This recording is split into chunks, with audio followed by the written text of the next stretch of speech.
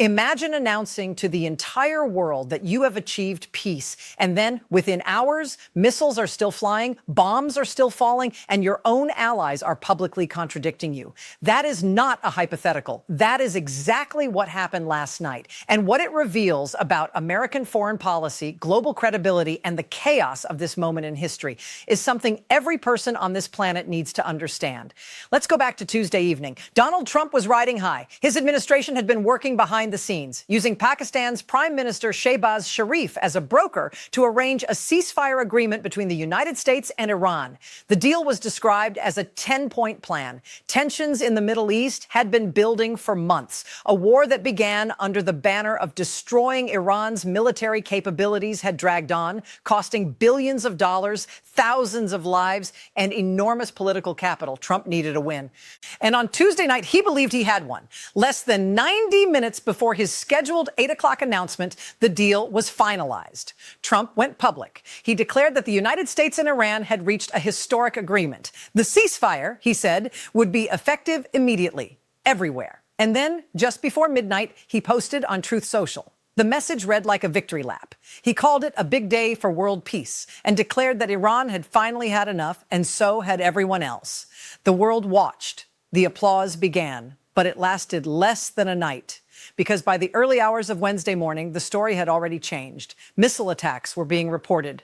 Drone strikes were ongoing across parts of the Middle East. And then came the statement from Israel, the very ally Trump had championed throughout this conflict.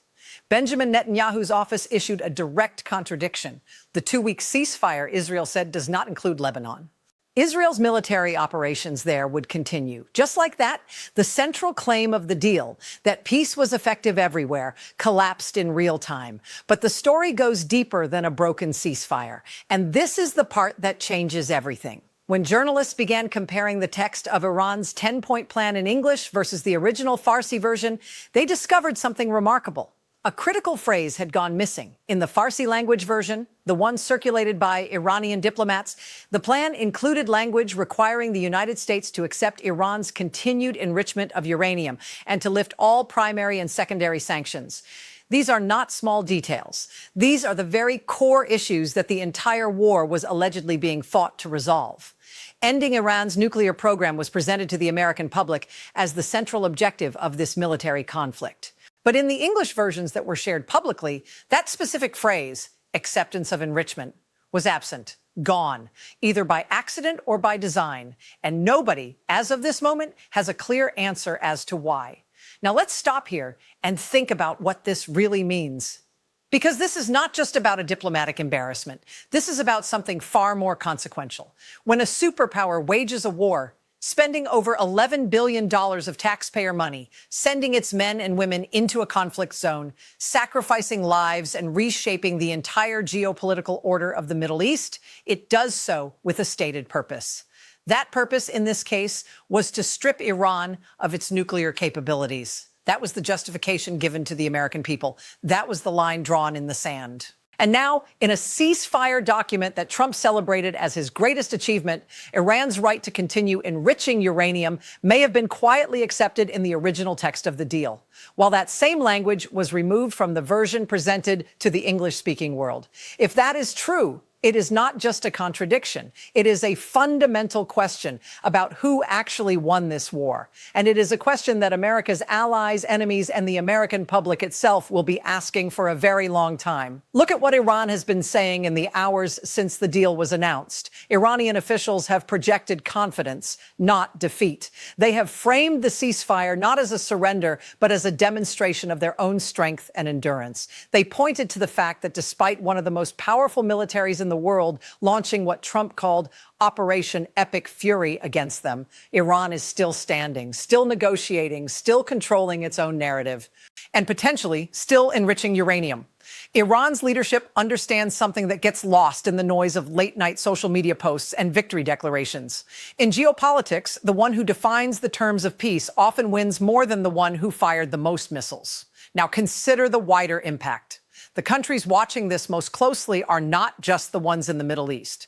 They are the ones in East Asia, in Eastern Europe, and across the developing world who have been trying to read American power under this administration. Every government that has been deciding whether to align with Washington, accommodate it, or resist it is now processing the same information. The United States launched a war, spent billions, lost soldiers, and then announced peace in a deal that may contain contradictions that neither side has fully acknowledged. That sends a signal, and that signal is not one of strength or clarity. Look also at Israel. This is perhaps the most immediately volatile dimension of what happened. Netanyahu's government has now publicly broken from the American position on the very night the ceasefire was announced. Israel says the truce does not apply to Lebanon. Israel says its military operations continue.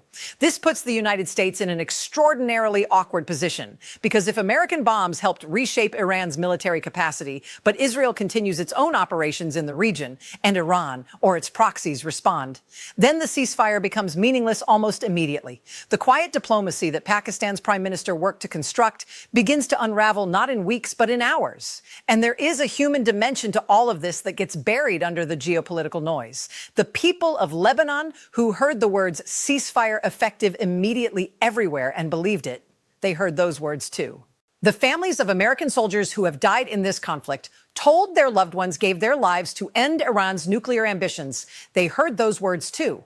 The American taxpayers who have watched $11 billion disappear into a conflict in 8 months, they heard those words too.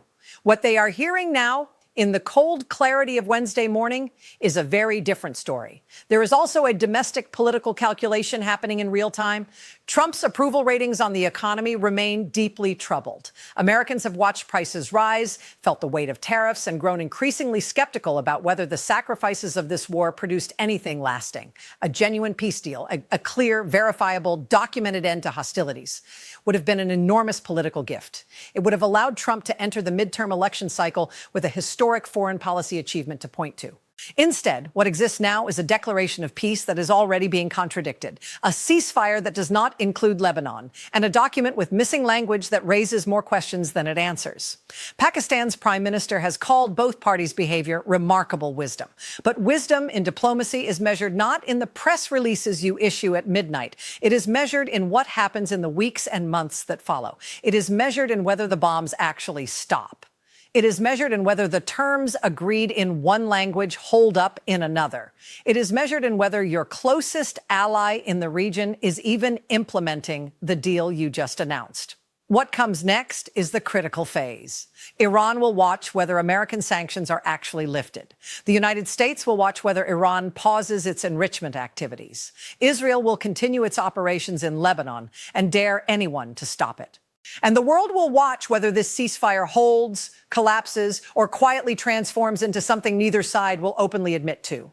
There is an old principle in global affairs. The most dangerous moment in any conflict is not when the fighting is at its most intense. It is the moment right after someone declares victory, because that is when the reality of what actually happened begins to surface. Last night at midnight, a president declared that the world was at peace.